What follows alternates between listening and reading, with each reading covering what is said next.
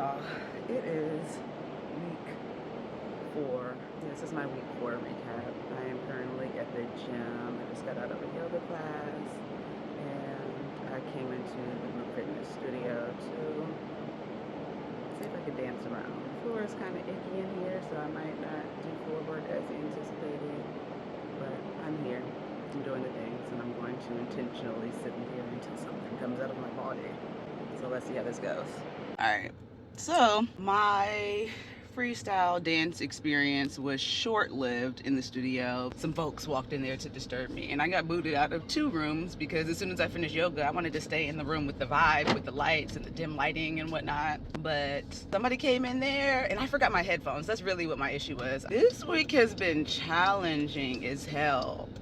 However, it's been more productive. There's been some wins because of the challenges.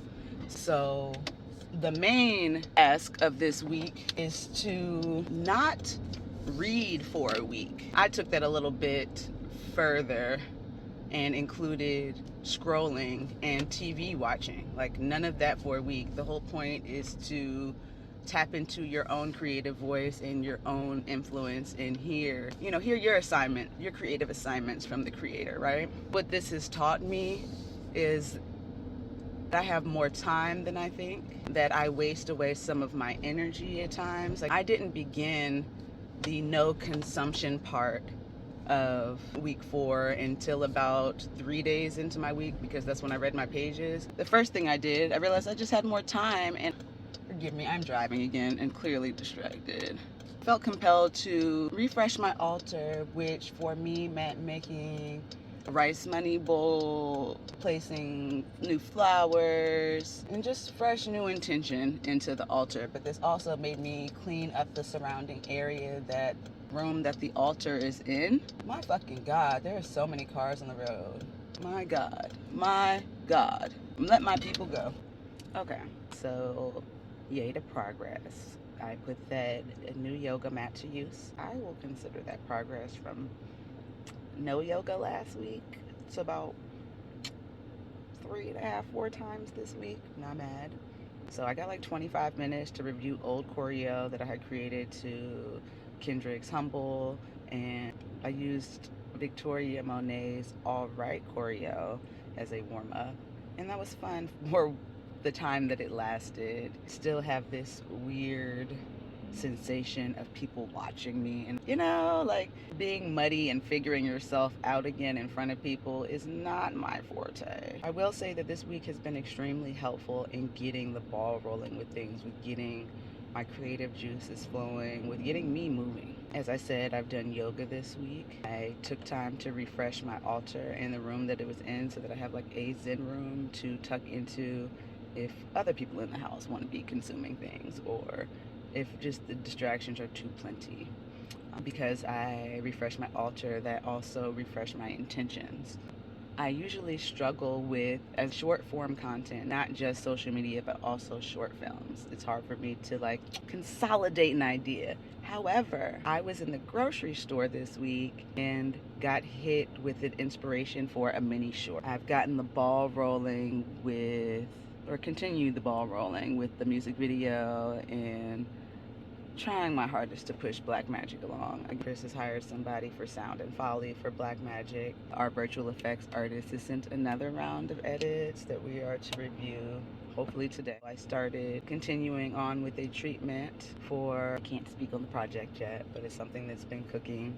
I will say for me, this is like a Jupiter level piece of work, writing out actually what I would need to make it happen, which then informed my research for my artist date this week. And I realized that this piece that I would like to create, or many of the pieces that I would like to create, are going to require me to stretch myself, maybe learn or refresh skills. I can't tell y'all everything, but I looked up a particular kind of aerial class, found a class, procrastinated on taking said class yesterday. However, it's in the neighborhood. I know that it exists. So I feel a little disappointed with myself. So I had several options for what my artist date was to be yesterday. And no matter which way I look at this or try to reimagine it, I realized that the artist date in particular I tend to push out towards the end of the week. Like, I'll think about it and be like, oh, that might be something fun to do, but I don't actually like back it with energy to make it happen until the guilt of the end of the week hits me, and I'm like, oh shit, I haven't done my artist date. Let me scurry and find something to do. I found a samba class in the morning. I also found a capoeira class somewhere else. I found the aerial class. So I had options, but because I got distracted with household, I'm not even gonna say I got distracted. I woke up at 4:30 a.m. I did my pages. I stretched. Like, I did everything I needed to do for me. I started doing home things, started doing laundry, working on treatments. And next thing you know, it's noon and I felt accomplished from what I had done, but I was tired. I'd been up since 4:30 in the morning. So I made excuses and did not do my artist day. And we didn't go anywhere because I smoked the day away and went to sleep pretty early. Actually, ended up falling asleep around 7, waking up around midnight, sitting up for a couple hours, going back to sleep, and waking back up at 4:30 to again do pages. So yeah, that's what happened. And then somehow I only wrote 6 out of 7 days, and the one day that I skipped was the day that I was editing the last Artist Way video. So I feel like that was kind of like an entry. Am I making excuses? I'm probably making excuses, but 6 out of 7 days is still not bad. Again, I feel weird if I skip a day. I feel weird if I don't write my pages. Even if I take a nap now, I wake up feeling like I need to clear my subconscious and write some pages. I have a lot to say. So those were a couple of the tasks. The no consuming thing, is there a room or an area that you can section off for yourself and infuse with your own energy? Yes, did that. One thing I will say about this no consumption week, me being wildly aware of where my energy goes also is making me wildly aware of where other people's energy goes. And it's irritating. Like, it's irritating. People are lazy and people procrastinate and people allow so many distractions in their lives. And literally 5 days ago, I was people too. I know that I'm only on day 5 of this. I am probably going to continue this for another week because I don't feel like I've gotten a full hold of it. I'll pick up my phone and just mindlessly find myself on social media. I don't like that my brain is wired that way. So in my week of no consumption, I still found out about tariffs, trade wars, Beyonce announcing a tour, a couple planes crashing. But it'll only be me on the internet for a few minutes. But these are the highlights, and I realize how much energy we take in from the world, how much we consume. It's crazy. It's really crazy. And this just makes me want to be better. In my journal this morning, I mentioned a project that I've been trying to get off the ground for a few years. I did the treatment at the top of last year, and that was after sitting on the idea for a year. And for the piece to make sense for me and also symbolically be a farewell for me, the piece has to drop on 4/20, which means that I need to be working on this on the now. About at least 2 of the projects that I want to work on are very spring centered. I will pour into these creative ideas. I am. I've done a lot more of that this week than I have in a long while. And I still have today through Wednesday, at least, to not consume. And I'll see what comes from that. The check-in also asks that you note any synchronicities that are appearing in your life. And I will say alignment with people that are a vibrational match. I met with a friend about some ideas that she had and just seeing where we can meet on them, and we are completely on the same page, on the same vibration, on this mix of honoring our spirits and ourselves, being in community, and still being creators. So it's nice. It's nice to see these qualities reflected back to me from external sources. I love mirrors like that, instead of always having mirrors that piss me off and make me aware of my less than favorable qualities. So let's just say creative juices have been flowing this week and I have options. Now, I'm not great at honing in on one thing. I don't think that that's in my cards as a manifesting generator. However, me redirecting my energy from places where it might just be wasted, I do have the time, the space, and the capacity to achieve these things. I'm the thing standing in the way.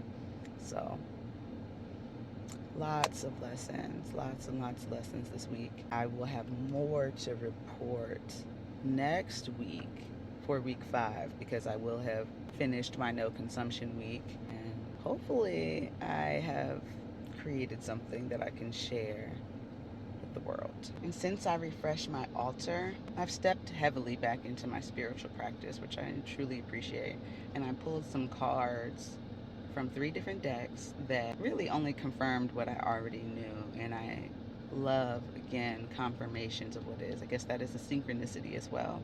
I did general, like, playing card pull. I pulled 3 tarot cards for a past, present, future, which I'm talking about read me to the T, talking about the past being the 10 of Wands. Like, yes, you accomplished all the things, but guess what all the things came with?